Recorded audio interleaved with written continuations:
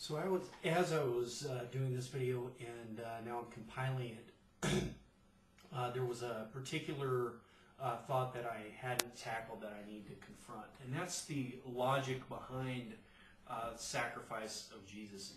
And I'm not talking about, let's say, the figurative interpretation that they're going to give in the Jesus Mysteries book. I'm talking about the literal interpretation as presented by, let's say, the Catholic Church and by evangelists.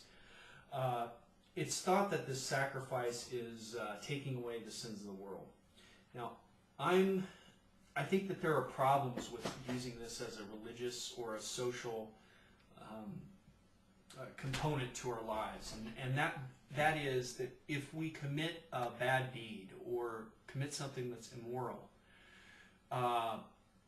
I believe that casting that onto something else, using a scapegoat, if you will, which it sounds like was one of the starting types of practices that initiated all of this, it doesn't really help you in the long run. It's a short-term fix. I think what people should rather do, rather than putting it on a scapegoat and seeing that someone else has taken their sins away, I think it's better to intensely examine the things you've done in your past and determine what can be learned, what you will change in the future as far as your day-to-day activities and how you live.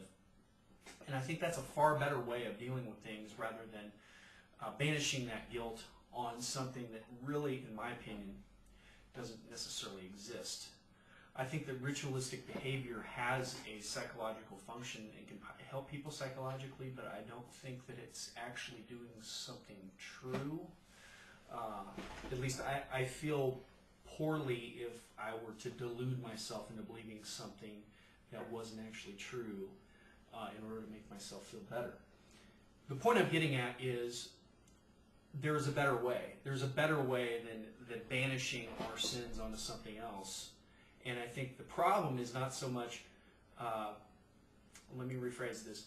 Oftentimes I'll hear people say such things as, whatever gets you through the day, people need religion or people need these things in their lives just in order to cope. Well, I'm saying that may be true, but there's a better way than the way that religion is practiced today, at least as far as Christianity goes.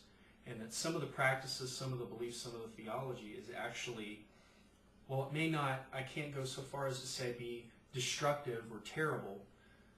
There would be a much better life-affirming strategy in order to deal with aspects of your life that you're not comfortable with than using this ritualistic scapegoat idea. And now, some might argue that dying for our sins has a lot more to do with original sin and the fall of Adam and Eve. I've done another video on Prometheus and how this was kind of, in my opinion, stolen from Greek mythology. And that some of these thoughts about the fall of mankind were all throughout different cultures. And I think it was, you got different tribes warring and conquering the others. All of these religious beliefs are going to meld together. They even have a term for it. It's called religious syncretism. And I don't really believe in original sin. I think it's a silly idea. I think it was a metaphorical story designed to give people some insight into the human condition, but I don't ever think that it was meant to be taken literally. And then I suppose my last indictment, my last discussion on the illogical nature of the sacrifice of Jesus, at least in the Catholic and evangelist perspectives, is that God essentially, with the fall of Adam and Eve, created a barrier himself that then he had to undo with this Jesus sacrifice story. And I've always thought, if he's closed the gates of heaven so that nobody can go in there, and everybody's fallen from their good nature,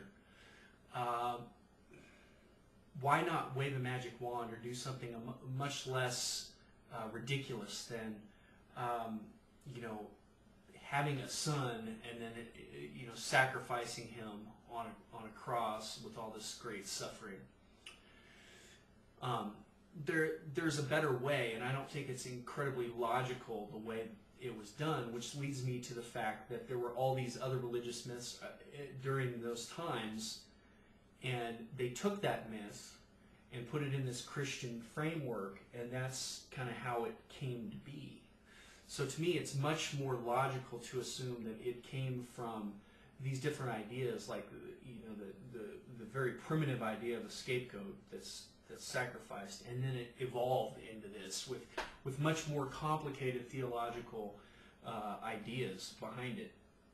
And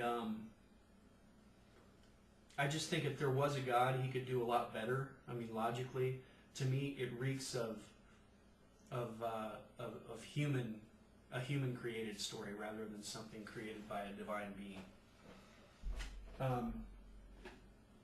The last thing I'd like to say is this. In my morality, it is completely and utterly absurd. It is a terrible thing to do. It is completely immoral to punish someone else for something that someone else did. For instance, it would be terrible to punish me for something my father did. If my father committed a murder, it would make no sense to put him in jail and put me in jail too. So the entire logic, the moral logic behind, let's say, the fall of Adam and Eve, to me makes no sense. Sure, Adam and Eve, they fell. It makes no sense to put the entire human race in the position that they're supposedly in the story. So I guess I'm just saying that the story is just inconsistent. It doesn't make any sense when you get yourself out of the box of thinking it's a divine story, and you really stand back and you look at just all the different stories there are, fairy tales and whatnot. I look at that story and I say, there's some interesting ideas, but there's nothing more profound about that story than, say, something I see in the movies or anything I've seen in any other mythologies. So the moralism, the morals of those stories, like the sins of the father shall be revisited on the future generations, I think that's a terrible moral to instill in people, and I completely vehemently disagree that we should promote that kind of ideology in our society.